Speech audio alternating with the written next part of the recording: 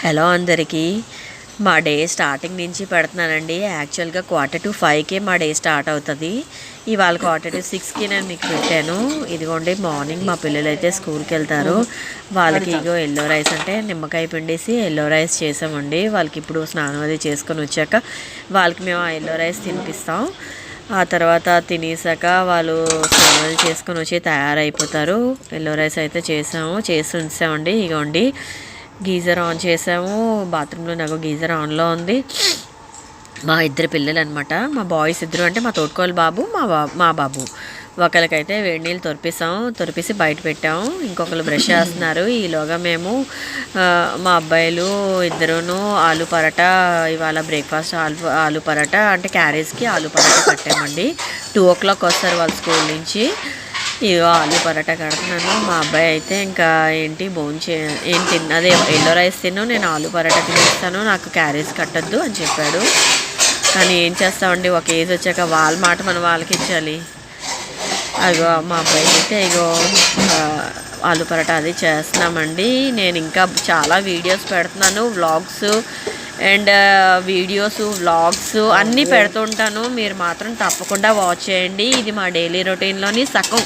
కొంచెం పెట్టాను, నాకు చేతనైనంత పెట్టాను. మిగిలిన రోజు ఎర్లీగా పెట్టడానికి నేనైతే ట్రై చేస్తాను.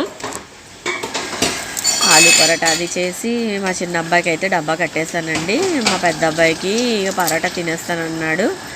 ఇదిగోండి నాకు ఈలోగా ఈ పరోటా చేసుకుంటూ ఇగో నేనైతే హాట్ వాటర్ ఇలాగా పెట్టుకొని కొంచెం ఒక బాటిల్లో వేసుకుంటానండి. వాళ్ళు వెళ్ళేంత వరకు నాకు వాటర్ అయితే ఫుల్గా తాగబుద్దేది ఒకేసారి. అందుకని నేను కొంచెం వాటర్ అలాగా తాగుతాను. అందుకని ఓవెన్లో పెట్టేసుకొని వాటర్ వేడయ్యాక ఒక బాటిల్లో వేసుకుంటానండి.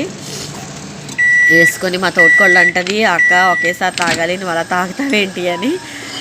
కానీ నాకు తెల్లసరికి హాట్ వాటర్ నాకు అలా తాగుదేదు, కొంచెం తాగుతాను. ఈ నీళ్ళే యోగాకి కూడా పట్టుకెళ్తాను. ఈ గ్లాసు నీళ్ళను ఈ బాటిల్లో వేసుకుంటానండి. వేసుకొని ఇంకా అలాగా మా అబ్బాయిలకి డ్రెస్సెస్ అవన్నీ ఒక దగ్గర పెట్టి వాళ్ళవి చూసుకుంటూ నేను ఈ వాటర్ కొంచెం తాగుతాను. ఈ ప్రాసెస్ అది అంతా అవబడికి ఒక 4:45 అయిపోతుందండి. ఒక 4:45 అలా అవుతుంది.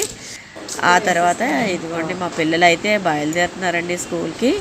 అగో మా పూజ కదండి అది, తెల్లారిసరికి దీపదూపాలు కూడా అవుతాయి. ఆ తర్వాత ఇదిగోండి స్కూల్స్కి అయితే బయలుదేరుతున్నారు. ఇప్పుడు టైం చూడండి, ఎగ్జాక్ట్గా 6:25 అవుతుంది. వాళ్ళకి అక్కడ 6:30కి వస్తుంది బస్సు.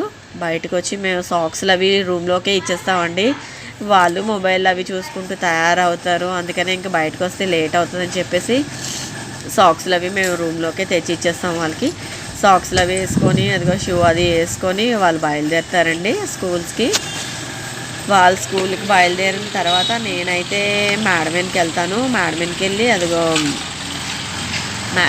వాళ్ళు అంటే అదే మేడమీన్కి వెళ్తాను. మేడమీన్కి వెళ్ళిన తర్వాత యోగా చేసుకుంటానండి. ఒక 45 minutes లాగా యోగా చేసుకుంటాను. యోగా చేసుకుని స్కూల్కి వెళ్ళిపోతున్నారు మా పిల్లలు.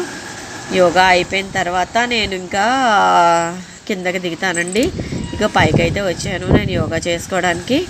ఆ బాటిల్ మాత్రం అప్పటికే అలాగే ఉంది. యోగా అయితే చేసుకుంటానండి. ఒక 1/2 hourకి ఎక్స్ట్రా చేసుకుంటాను. ఒక 45 minutesలో చేసుకుంటాను. ఆ వాటర్ అయితే మాత్రం అలాగా యోగా కంప్లీట్ అయిన వరకు వాటర్ అలా తాగుతూనే ఉంటానండి. ఈలోగా చల్లగా కూడా అయిపోతాయి. యోగా చేసుకుంటూ ఒక 2-3 ఆసనాలు వేసుకొని కొంచెం రిలాక్సింగ్ కోసం అలా కొంచెం 2 నిమిషాలు అటు ఇటు వాక్ చేస్తుంటానండి. ఈలోగా మా తోటకోళ్ళకి చెప్పాను బట్టలు అవిని